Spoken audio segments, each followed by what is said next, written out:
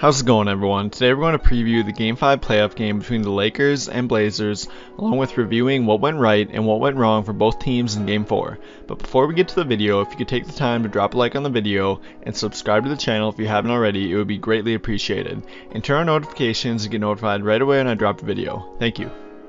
But anyway, today we'll begin with talking about what went right and what went wrong with the Lakers in Game 4. And really, there wasn't much to complain about with the Lakers. They all around dominated the game and shot the ball better than they ever have in the playoffs before even. They went 17 for 39 3-point shots, which is shooting at over 43%. I don't think anyone expected them to do that, but if they can continue to hit their shots at a rate even close to that, they will dominate a lot of games moving forward. Surprisingly, they did actually get beat in the rebound battle this game by 1 rebound, but it didn't matter, and a lot of that had to do with them making so many shots. Therefore they didn't really need to collect many offensive rebounds, and their starters didn't even play the fourth quarter.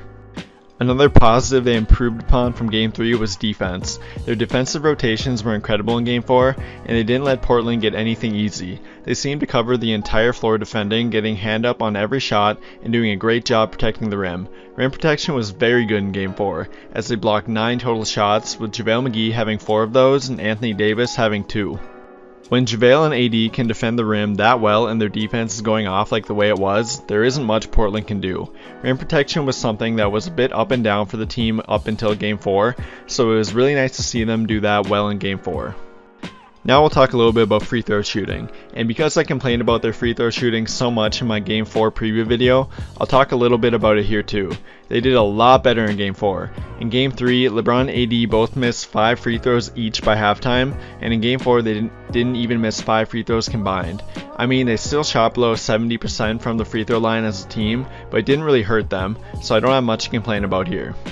And overall, I really can't find much to complain about. They shot the ball great, they defended great, their lineup rotations were on point, and the role players all contributed. This kind of game won't happen every night, but games like this one will help bring a team together and help their momentum going forward. But now we'll move on to Portland and what went wrong for them. The number one thing that went wrong for them was defense. They really couldn't defend any area of the floor. They had bad defensive rotations and their rim protection wasn't any better. They only had 2 blocked shots in total as a team, and Nurkic accounted for 0 of them. The only player that they have that really looks like they're trying to defend at all times is Gary Trent, and he has the difficulty of having to try and guard LeBron. And although Gary Trent really has shown a lot of effort on defense, I think him picking up LeBron full court, or really whoever was handling the ball, really hurt them. He would often run to a screen at half court, and then the one handling the ball for the Lakers would drive into the paint and then dish it out to a wide open shooter. It would have Portland running around the floor trying to recover, and they could never really catch up. And with Dame and McCollum having to play so many minutes for Portland to even have a chance, you don't want them trying to have to run around on defense every possession too. Because of their lack of depth, they kind of put themselves in a no-win situation when they have both Nurkic and Whiteside out on the floor, and then they have Gary Trent go try and pick up a guy full court. They don't have the speed on defense to recover if the player Gary Trent is guarding gets by him, which happened a lot in Game 4. And along with all that, Portland didn't shoot the ball very well either. While they ended up shooting over 40% from both the field and from 3, they weren't making shots in the first half when they counted. A lot of their made shots came from when the game was already out of reach. And of course, it didn't help that Dame got hurt again by landing a bit awkwardly on his knee, although no news has come out yet on exactly what happened to him. The final negative that I'll point out for Portland that had been something that they had been doing well up until Game 4 was turning the ball over. They had won the turnover battle in Game 1, 2, and 3, but in Game 4 they had 17 turnovers compared to LA having only 14. And not only did they turn the ball over, but then LA took advantage of it and often scored after Portland turned the ball over.